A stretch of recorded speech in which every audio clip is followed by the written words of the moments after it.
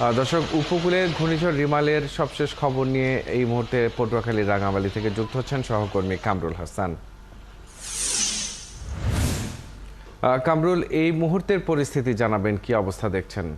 জি মাহাদি, একটানা ঝড়ো হাওয়া সহ দমকা বাতাস বইছে এই মুহূর্তে। আমি যদি ক্যামেরা পার্সনের মাধ্যমে আপনাকে একটু দেখাই, আপনি দেখবেন যে একটানা বৃষ্টি চলছে, সেই সঙ্গে ঝড়ো হাওয়া এবং দমকা বাতাস কিন্তু চলছে। আবহাওয়া অফিস যেমনটি বলছে যে বাতাসের তীব্রতা কিন্তু অনেকটাই বেশি, বিশেষ করে নদী পারে এর চেয়ে বাতাসের গতি আরও বেশি, যার ফলে কিন্তু নদ নদীর পানি স্বাভাবিকের চেয়ে প্রায় 6 ফুট বৃদ্ধি পেয়েছিল। বিশেষ করে আগুনমুখা নদীর পানি বৃদ্ধি পাওয়ার ফলে চালিতিয়াবুনিয়া ইউনিয়নের বেশ কয়েকটি গ্রাম প্লাবিত হয়েছে। সেই এলাকার আমরা খোঁজখবর নিয়েছি।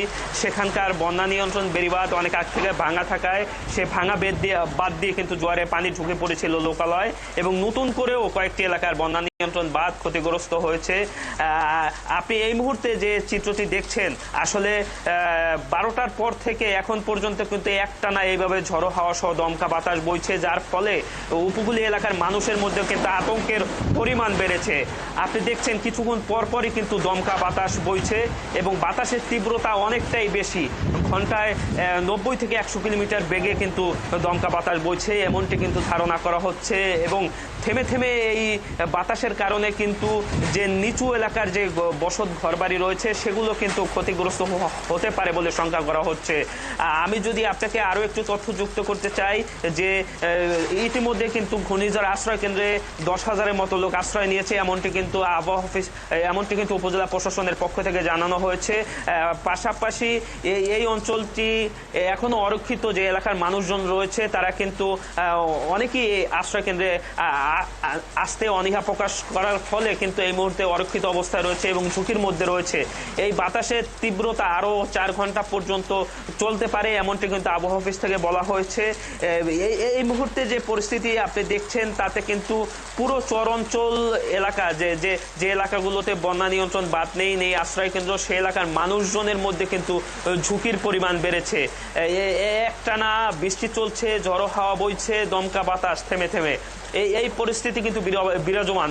পাশাপাশি কিছুটা স্বস্তির একটু খবর হলো যে নদীতে এই মুহূর্তে ভাটা শুরু হয়েছে। 2টার পর থেকে নদীতে ভাটা শুরু হওয়ায় কিন্তু নদীর পানি কিন্তু কমতে শুরু করেছে। তবে সেইভাবে আসলে পানি কমছে না ভাটায় যেভাবে পানির পরিমাণ কমে, কারণ বাতাসের তীব্রতা থাকায় কিছুটা পানি কমেছে। এখনো পানির অবস্থা কিন্তু স্বাভাবিক অবস্থা রয়েছে এবং আবার সকালে কিন্তু জোয়ারের পানি প্রবাহিত হতে শুরু করবে। সেক্ষেত্রে আবহাওয়া অফিস থেকে যেমনটি বলছে যে এর অগ্রভাগ এই মুহূর্তে অতিক্রম করলো মূল যে কেন্দ্র সেটি কিন্তু সকালে মোংলা হয়ে পায়রা বন্দর হয়ে খেকুপাড়া উপকূল অতিক্রম করবে।